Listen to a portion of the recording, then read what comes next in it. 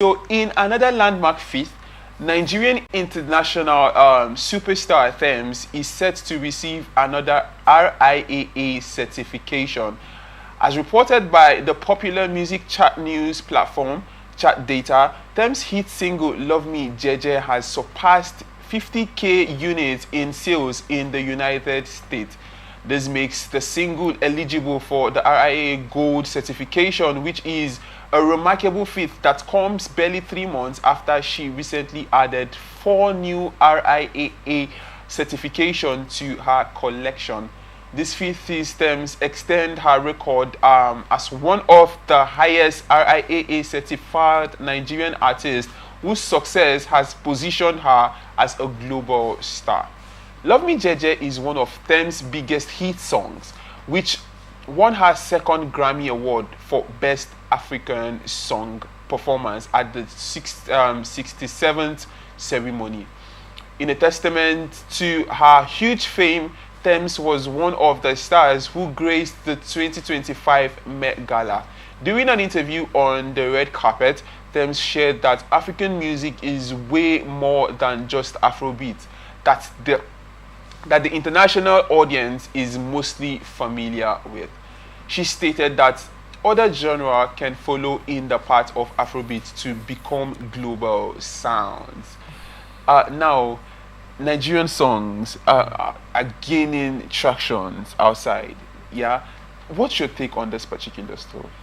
First of all, I would love to commend Tems. I'm a huge fan of hers, not because of anything, but because she's one person who has been unique with her sound. Yeah. You know, she came with a very distinct sound, something that we are not all familiar with. You know, yeah. just like we have the likes of Asha, but we don't get to see her. This brings me back to what I said earlier. When you do your songs, don't just do your songs for people within your environment. So you go for 2 or 3 shows and then that's all. You see most of these singers, they are doing well on charts. All right, but you don't get to see them on all platforms. Most people feel like you're only making it or you're only successful when you're on that billboard at Garrison or the one at Lagos, or people are seeing your pictures and that's when you only. But you get to find out that these people are selling millions of records on Spotify, on Apple Music, making waves abroad. Do you get, so you don't get to see them on all of these billboards and all of that. So oftentimes the young ones, us up and coming artists, get to, you know, try to change our sound and originality because we just want to be popular as fast as possible. But Tems stuck with what was, yes, she has a very unique sound and she stuck with that for the past how many years, and apparently she's doing well for herself. So Nigerian music is doing well. I think that the whole idea of Afrobeat that everyone is driving towards, in as much as, just like she said, Afrobeat is not the only genre of music that Nigerians can give. So in as much as we want to do what is acceptable by the market, we should also try as much as possible to be unique. Your own could just be what everybody has been waiting for. You never can tell. You're going out there to go and sound like Wizkid and Burna Boy, not knowing that a generation is waiting for your sound. So I think Nigerian artists should learn to be unique, and in as much as they are trying, like I said earlier, give excellence and all of that, still try as much as possible to maintain your uniqueness. I mean, that's what is obviously working for Tems. We can't say that there's any other person that sounds like Tems in Nigeria. We can't say that. I haven't seen, I don't know if you have, but I haven't seen. It's just like Asha. You can't find any other person singing like Asha in Nigeria when we had the likes of Fela too, you know, back in those days. So be unique. That's all I can say.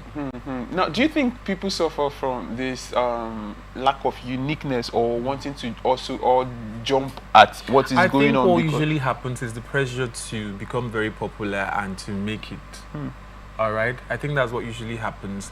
Sometimes Tems I think God is on her side, because I mean it happened really fast for her. But for some persons it might take them 5 years releasing songs, 20 years. This popular Nigerian artist, Neon Adejo, that sang Easy Bube, that is everywhere now. Do you know that guy has over 3 albums that we don't know of?